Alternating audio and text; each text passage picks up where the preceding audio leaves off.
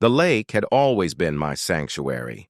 I bought the cabin not because I wanted luxury or some flashy retreat to show off on social media, but because it gave me silence, that rare kind of silence where the wind moves through the trees in soft whispers and the water laps against the dock in slow, rhythmic breaths. It was a place where time seemed to stretch, where the world's constant buzzing demands faded to nothing but the steady call of a loon across the water.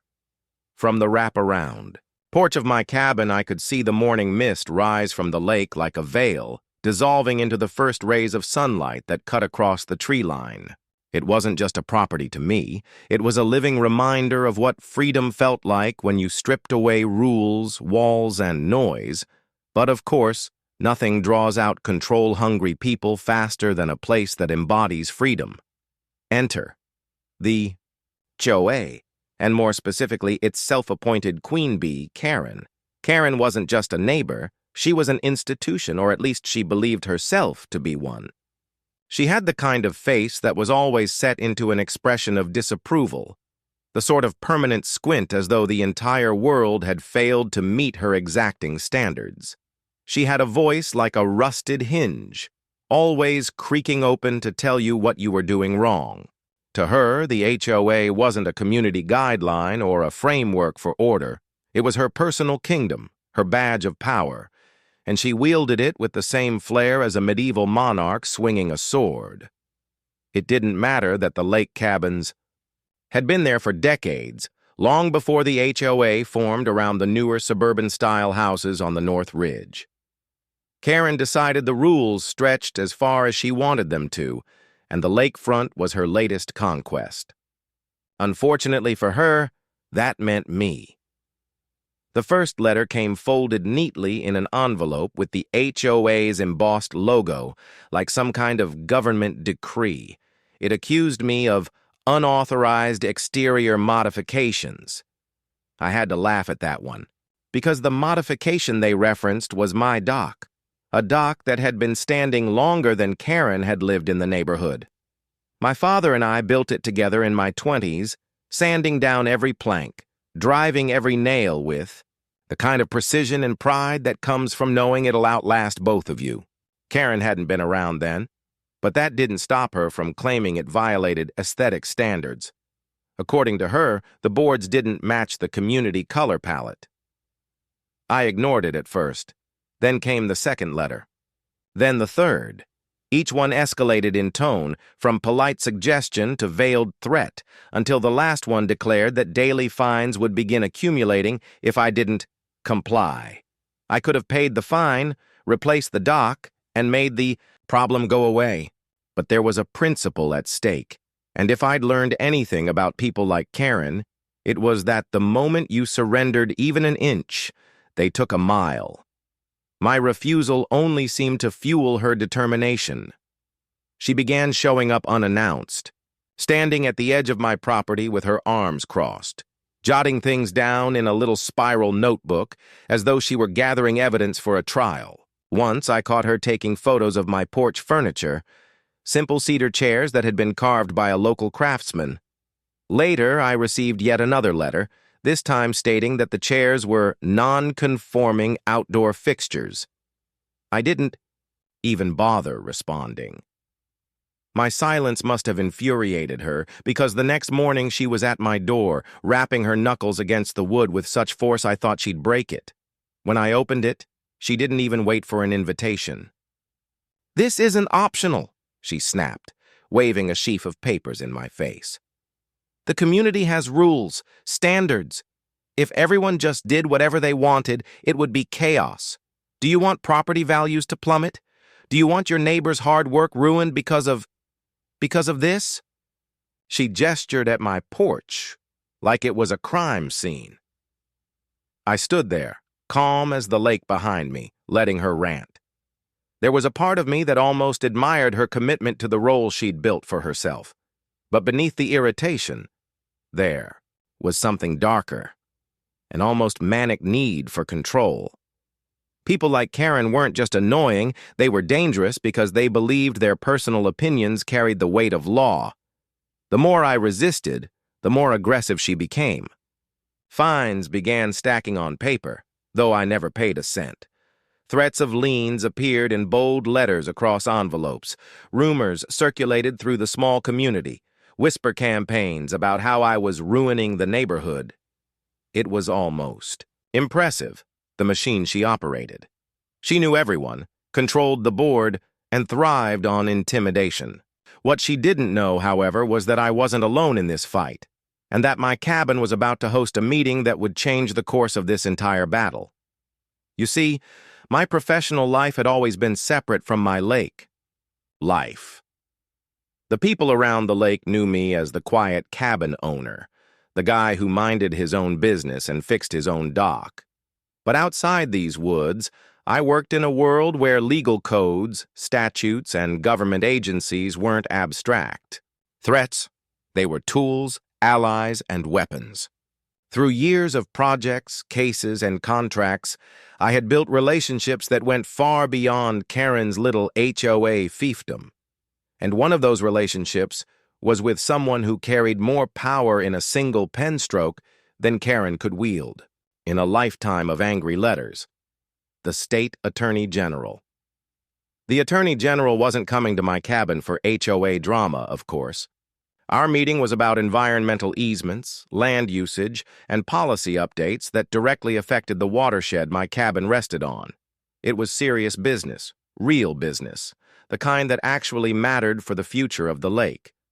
But fate has a strange way of aligning petty tyrants with larger truths. Because on the very day the Attorney General was scheduled to sit in my living room, reviewing documents and maps, Karen would decide it was the perfect time to take matters into her own hands. I didn't know it then, but all the tension, all the fines, all the petty harassment had been building to that inevitable clash. It was like watching storm clouds gather over the water, darkening the surface until you could no longer see the reflection of the sky. The air grows heavy, the birds fall silent, and you know, even before the first crack of thunder, that the storm is coming. Karen was the storm. But what she didn't realize was that the calm surface of my lake concealed deeper currents, stronger forces, and allies she couldn't begin to imagine. So as I sat on my porch one evening, sipping coffee and watching the sun dip below the horizon, I thought about the strange balance of it all.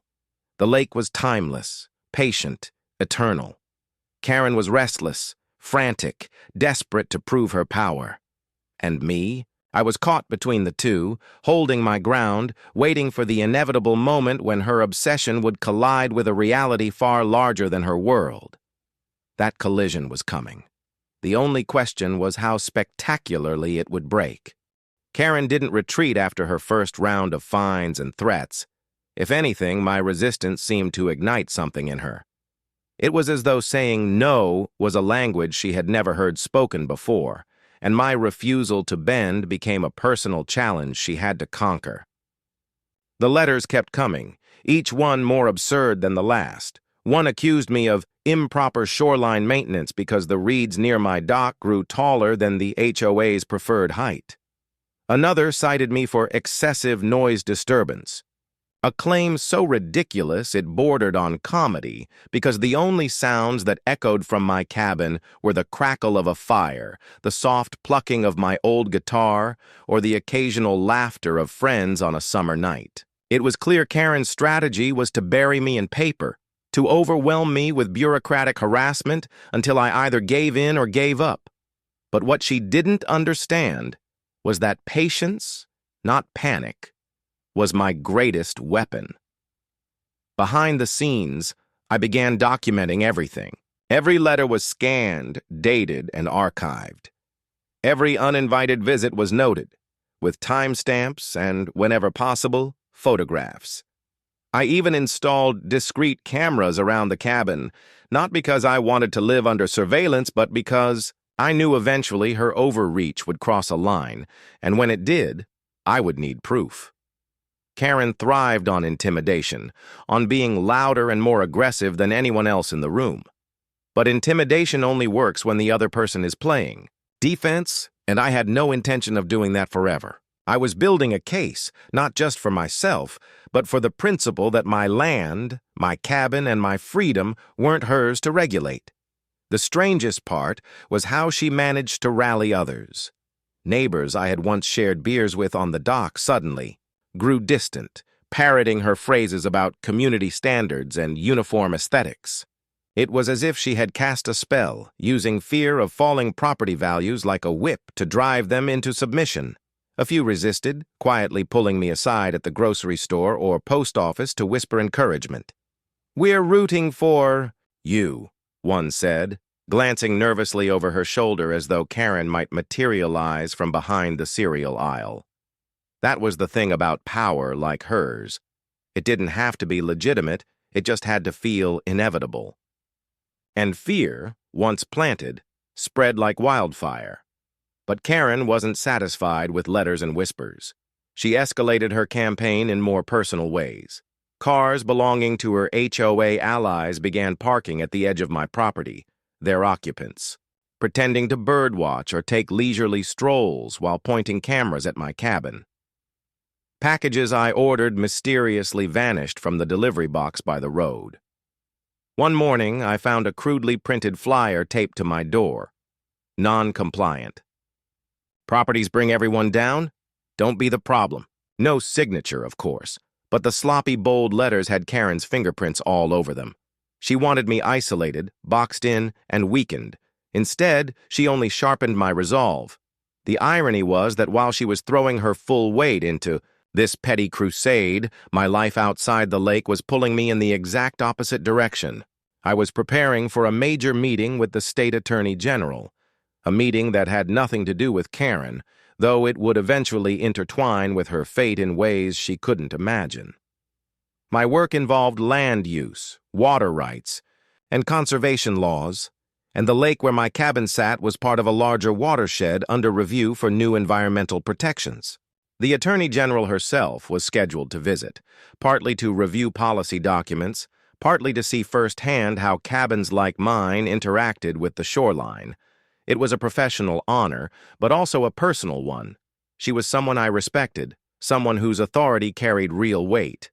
And I knew if Karen ever collided with her, the game would shift in ways Karen wasn't prepared to handle. Still, I didn't underestimate Karen's persistence. In the weeks leading up to the meeting, she pushed harder than ever, sending not only letters but actual notices of intent to file liens on my property. That was when the gloves came off. I contacted an attorney I knew well, not just any attorney, but one who specialized in real estate and had a reputation for dismantling overreaching HOAs brick by brick. Together, we began assembling a file that grew thicker by the day. We compiled Karen's letters, recorded her threats, and documented her trespasses. By the time the folder was complete, it wasn't just a defense. It was ammunition. What Karen didn't realize, what she couldn't realize, was that she had already lost. People like her measure success in fear, in how many people bow their heads or sign checks just to avoid conflict. But fear only works until it collides with someone who refuses to play by its rules. The Attorney General's visit was a coincidence of timing, but it was also a storm cloud looming just beyond the horizon. Karen thought she was winning by turning up the pressure, but in reality, she was marching herself straight into the most humiliating exposure of her life. I could feel it building, that strange electricity in the air before something irreversible happens. Every knock on my door, every smug letter she dropped in my mailbox, every glare she cast across the water. It all felt like steps leading her closer to a cliff she didn't even see. I wasn't going to push her. She would leap on her own, carried forward by the blind arrogance that had always been her downfall. And when she finally did, she wouldn't just collide with me, she would collide with the full weight of the state itself. The morning of the meeting dawned gray and heavy, the kind of day where the lake wore a steel-colored sheen and the trees along the ridge stood sharp against the sky. I had been up since before sunrise, brewing coffee and laying out the folders of documents that covered my dining table. Maps of the watershed, copies of conservation statutes, environmental assessments. Every sheet of paper was stacked with careful precision, ready for the Attorney General's review.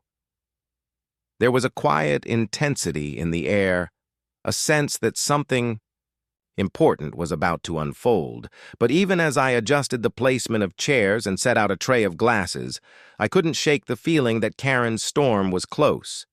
She had been circling for weeks like a predator testing the fences, and today, of all days, I knew she would make her move. At exactly 10 o'clock, a black SUV rolled slowly up my gravel drive. It was understated, but carried the kind of quiet authority that needed no announcement. When the Attorney General stepped out, her presence filled the space around her.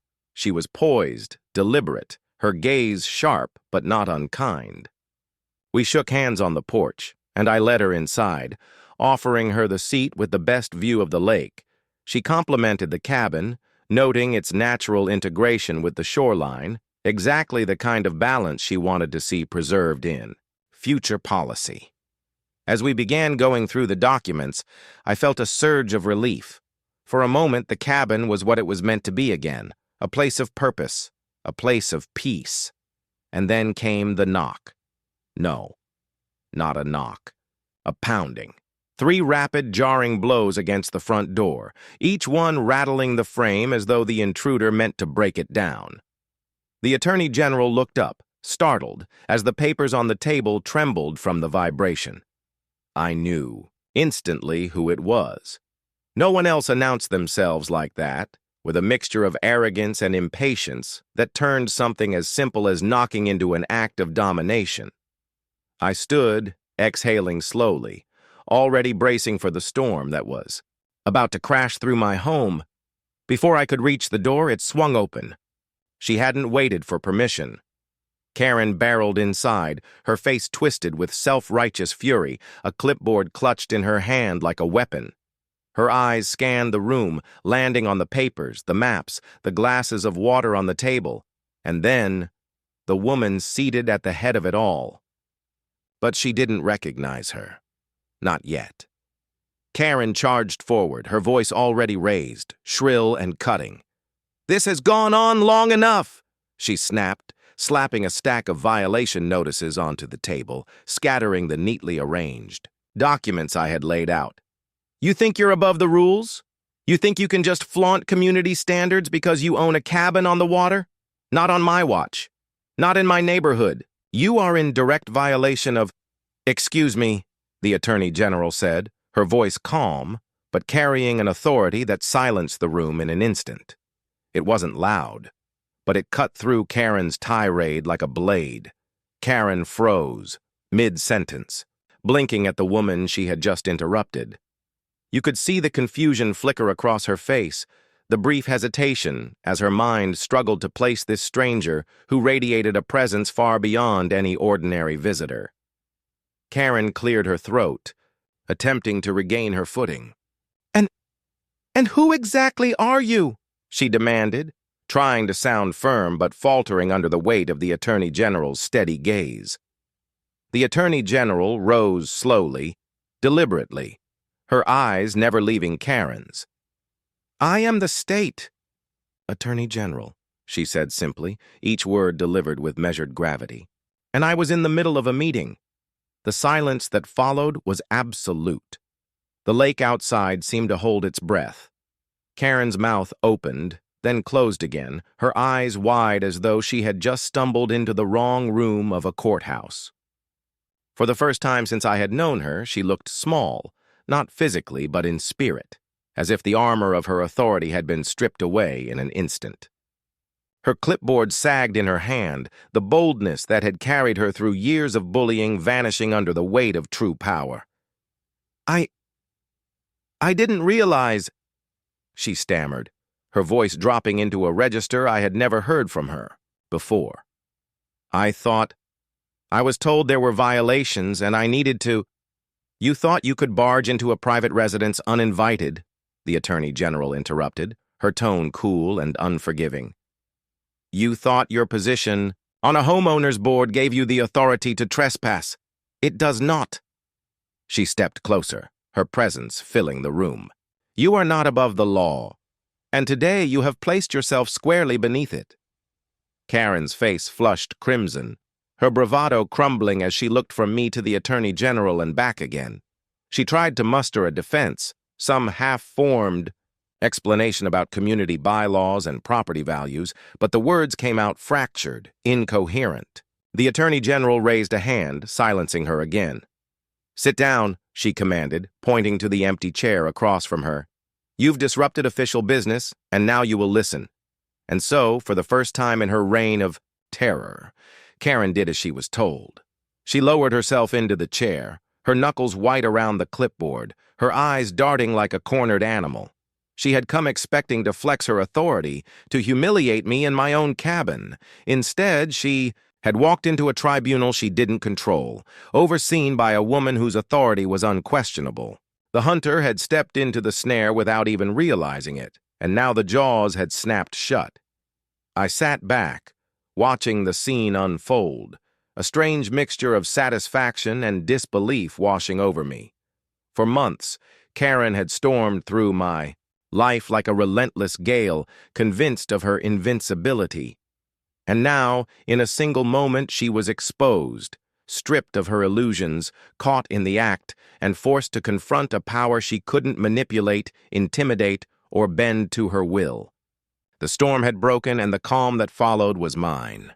The silence that followed Karen's forced seat at the table was the kind that presses down on the skin, heavy and suffocating.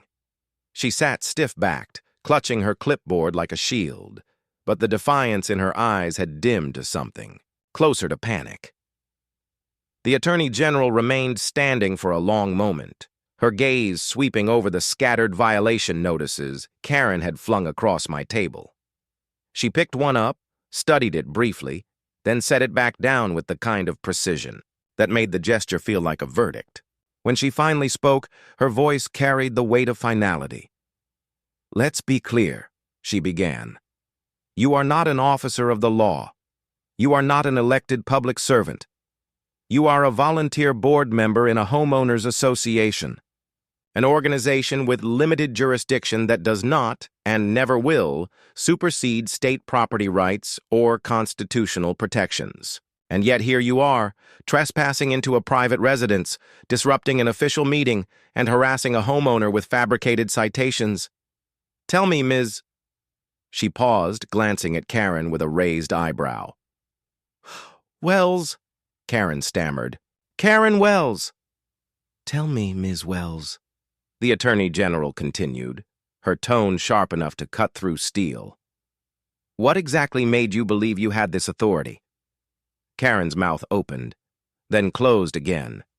She looked down at her clipboard, flipping through her notes as though the right page might provide an escape. "The bylaws," she said finally, her voice trembling. "The bylaws of the association. They grant me enforcement powers, the responsibility to protect property values, to maintain standards. If one resident refuses, it undermines everything." "I was just what?" the Attorney General interrupted. "Just inventing violations? Just intimidating your neighbors? Just abusing authority you never had to begin with?" "The HOA bylaws are not a license to bully Ms. Wells. They are not a weapon to be turned against private citizens, and they certainly do not permit you to enter a person's home without consent. That is trespassing, plain and simple." Karen's cheeks burned red, but she pressed on, her voice desperate now. "But if we let people like him?" She jabbed a finger in my direction, the venom briefly resurfacing. "If we let them do whatever they want, then everything falls apart. The docks, the paint colors, the landscaping, none of it will match. Property values will sink. Chaos will take over. Someone has to enforce order. Someone has to take responsibility." Attorney General leaned forward, her hands braced against the table, her eyes locked on Karen with a cold, unflinching intensity. "And that someone is not you. Order is not dictatorship. Community is not tyranny. What you call responsibility is nothing more than control, and control wielded without accountability is abuse. Do you understand the difference?" For the first time, Karen had no response. Her lips parted, but no sound came out. She looked away, her gaze darting toward the window as though the lake itself might offer her refuge. But there was none. Not here.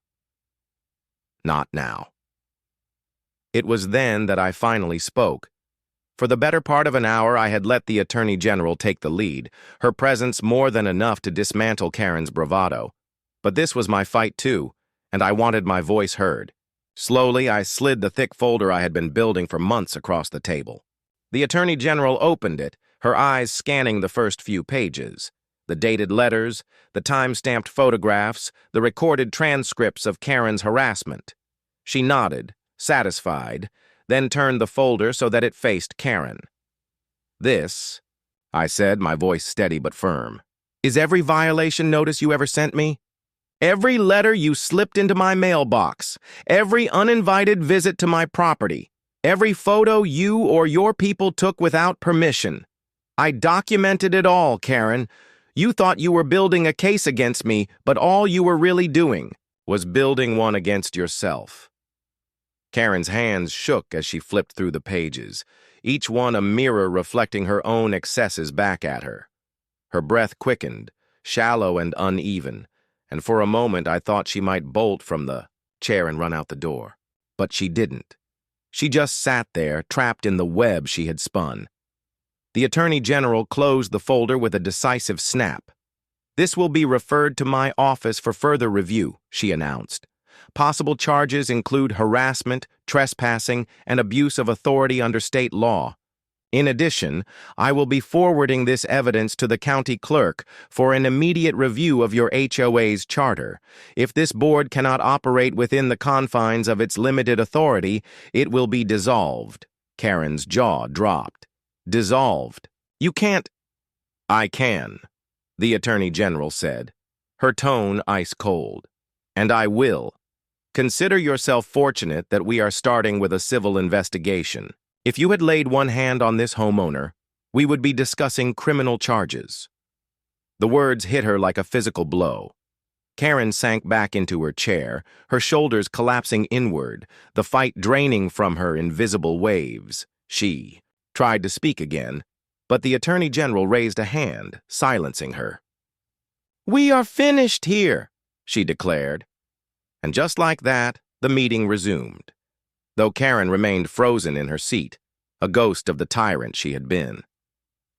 The Attorney General and I went over the watershed maps, discussed policy frameworks, and outlined the next steps for environmental protection. The cabin felt lighter, calmer, as though Karen's presence had already been erased. She sat quietly, eyes fixed on her clipboard, until finally, with nothing left to cling to, she stood, muttered something unintelligible, and slipped out the door. I didn't watch her leave. She was already gone in every way that mattered. The aftermath unfolded quickly. Within weeks, state investigators arrived to audit the HOA's finances and practices. Stories poured out from other residents, tales of intimidation, selective enforcement, even misuse of HOA funds. Karen's allies, once so loyal, abandoned her the moment the tide shifted, eager to distance themselves from the sinking ship. At the next board election, she was voted out in a landslide so humiliating that she didn't even show her face. Rumor had it she moved away not long after, retreating to another town where, no doubt, she would try to rebuild her kingdom. But here, at this lake, her reign was over. As for me, I kept the cabin exactly as it had always been. The dock stood firm, the cedar chairs remained on the porch, and the reeds along the shoreline swayed in the summer breeze, untouched and uncut.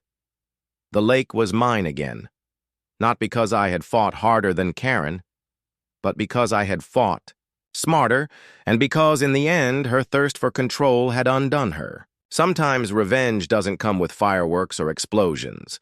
Sometimes it comes in the quiet satisfaction of watching a tyrant crumble under the weight of her own arrogance. On quiet evenings, when the mist rose from the water and the loons called across the lake, I would sit on the porch and think about that day, about how Karen had burst through my door, certain she was the enforcer of law, only to find herself face to face with the law itself.